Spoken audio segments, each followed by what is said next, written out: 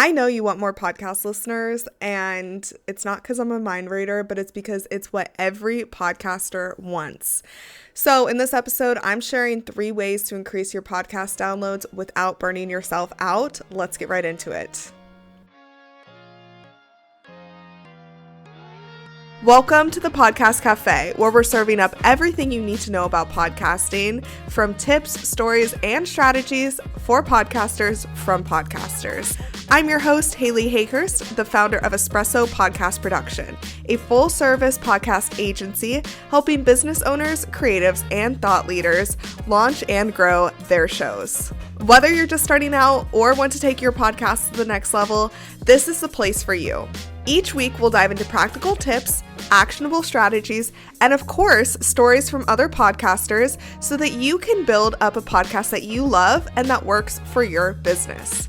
So grab your coffee, get comfortable, and let's get started. Welcome to the Podcast Cafe.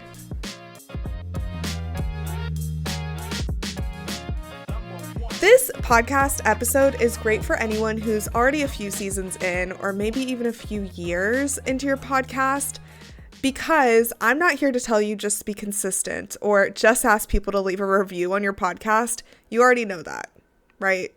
I don't have to say that. But today, what I'm here to do is share 3 specific things that you can do now to boost your podcast downloads, deepen your listener engagement, and make your episodes go further without working overtime. We're diving right in because these are my espresso shot episodes, so they're short, just quick shots of strategy. Number 1 is repurpose each podcast episode into a content funnel. This is my biggest pet peeve in the podcast space. So many podcasters work so hard to get the perfect guest, to get the perfect questions, to get the perfect edits, to get the perfect episode. They have to write the perfect show notes. They do all these things perfectly, and then they post it, and then nothing happens after that. They think they're done, when really that is where the magic of podcasting happens. And that's really where it first starts, right? Like, yes, you have to do all this work to get the most amazing podcast episode that you can. But if you post it and you think you're done, you're missing out on all the listens, literally, because this is where people actually come to consume what you've worked so hard to create. This is the biggest mistake I see in the podcast space, is people treating their podcast content and episodes like one and done. Once you post, there's just crickets. You're like, where are all the listeners? Well, did you talk about it? Did you post clips? Did you create blog posts? Did you send it out to your newsletter if you have one? This is what I want you to do, is I want you to think of each episode as a campaign, okay? Each episode is a opportunity to create another piece of content from it. So here's how I do it, and if you follow these steps, your podcast downloads will increase. Okay, number 1, in this step 1, create 3 to 5 pieces of content from every single episode. So this could be, let's say, 2 video clips, 1 carousel, a quote card, and a blog post or newsletter. You can do a variety of those. You can do more, you can do less, whatever, but at least do those. Create 3 to 5 pieces of content. Number 2 is, if you're having guests, utilize the collaborative Instagram post feature where you can add a collaborator to your reels or posts. This is a huge opportunity for visibility, because if you're doing solo episodes, great. There's other strategies that we can go down, but this is one of the most underutilized opportunities that I see in the podcast space on Instagram specifically, is you just tag the guest or you just write the caption about them, but you're not using that collaborative feature. And that is huge for getting in front of their audience too. And number 3, I will say that you need to have a call to action in each piece of content that you're creating. So not just the podcast episode itself, but also the clips, the carousels, the quote cards, the blogs, the newsletters, is have a call to action, whether it's go listen, save this, share this, have something there. Most of the time I would recommend you, especially for blog posts or LinkedIn posts, is to link the podcast right there. So what I do is I write Apple Podcasts, Spotify, and YouTube all in a line, and then I just hyperlink with those correct links. The easier you make it for the listener, the more likely they are just to click that link, press play, and go about their day. Once you give your audience multiple touch points and formats, you increase the chance that they'll go and like it and click it and listen to it. And unfortunately, I have to share this with you. Most people are not going to listen to your podcast the first time you promote it. So let's say you post it in a story and that's like your one post for the week.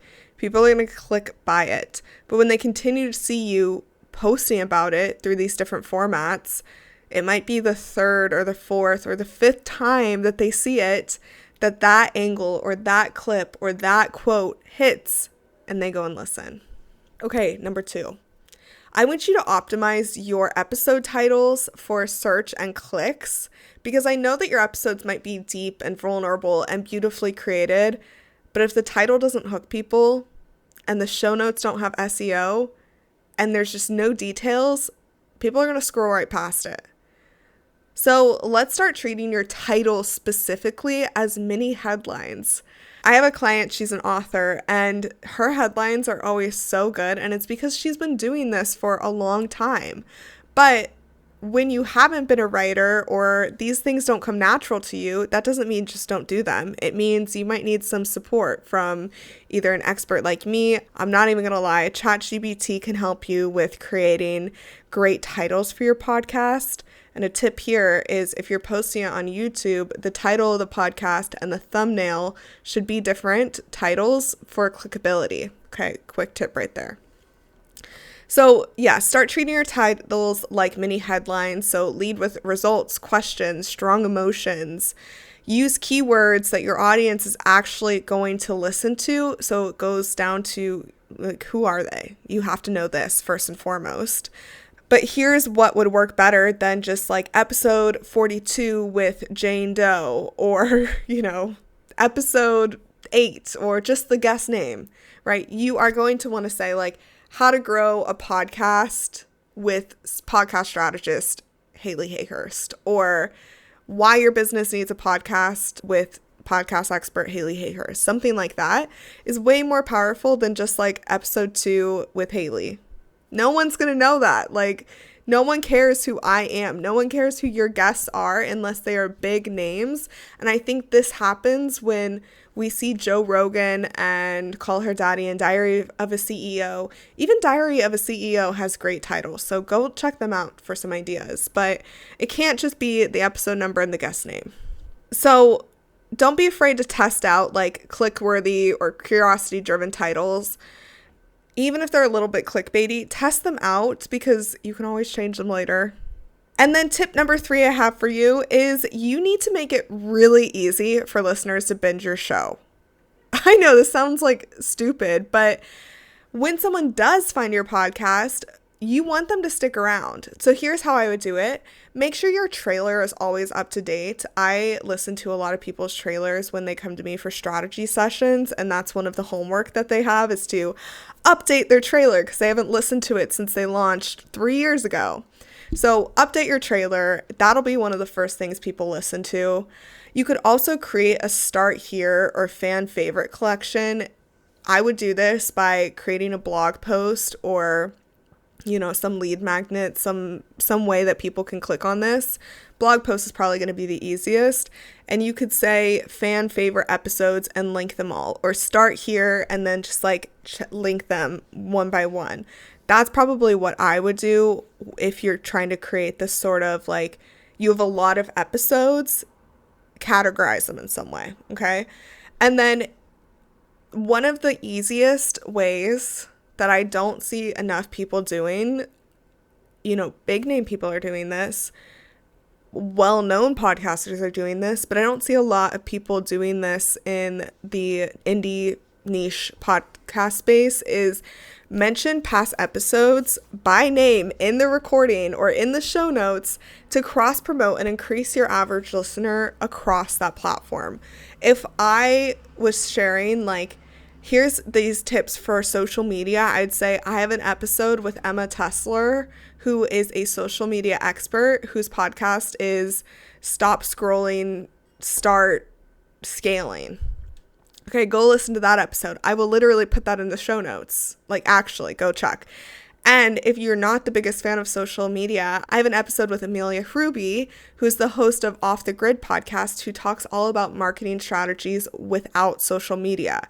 So go listen to those too and hear which one better fits you and what you like to do, and also get ideas from both of them. I love social media, but I got great ideas from Amelia. And I thought I knew a lot about social media, but I also got great advice from Emma. So go listen to those episodes. But that's a perfect example of how to cross promote past episodes in your current episodes. Because as we compound our podcast guests and topics, it's going to be harder for the listener to go and like scroll and see, okay, I think I want to listen to that one. Recommend them what to listen to. It makes it so much easier for them to navigate through your sea of content. So think of this as your bingeability factor. If someone listens to one episode and loves it, but has no idea where to go next, they're not going to go anywhere. So make it easy for them to find where to go. Okay, so there you have it. There's the 3 ways that I would increase your podcast downloads without reinventing the whole wheel or burning yourself out. So just to recap, number 1, repurpose your content like it's a full-on campaign. Number 2, write strong, more clickable titles. And number 3, build bingeability into your podcast listener experience. And if you're already doing these things, amazing. Keep going. Podcast growth is something very compounding. And then if you're not doing these, start doing it now. So I hope this episode was helpful. I'd love it if you would come and connect with me on Instagram. Let me know what questions you have and what you're working on. It's me who answers all the DMs I get on both LinkedIn and Instagram, and you will never know how happy it makes me when someone listens to the podcast and comes and tells me how much it was helpful for them. So as always, thank you for tuning in, and I will see you in the next episode. Thank you so much for joining me in the Podcast Cafe. I hope you're leaving with fresh ideas and inspiration to take your podcast to the next level. Remember, podcasting is a journey and you don't have to do it alone. I'm here to help you every step of the way. Let's connect. Be sure you follow me on Instagram at Espresso Podcast Production or visit espressopodcastproduction.com for more tips, resources, and behind the scenes insights. I'd love to hear about your podcasting journey. If you've enjoyed today's episode, make sure you hit subscribe so you never miss an episode. And if you're feeling extra generous, I'd love it if you could leave me a review on Apple Podcasts or Spotify. It helps more podcasters just like you find the show. Until next time, grab your coffee, keep creating, and I'll see you back here in the Podcast Cafe.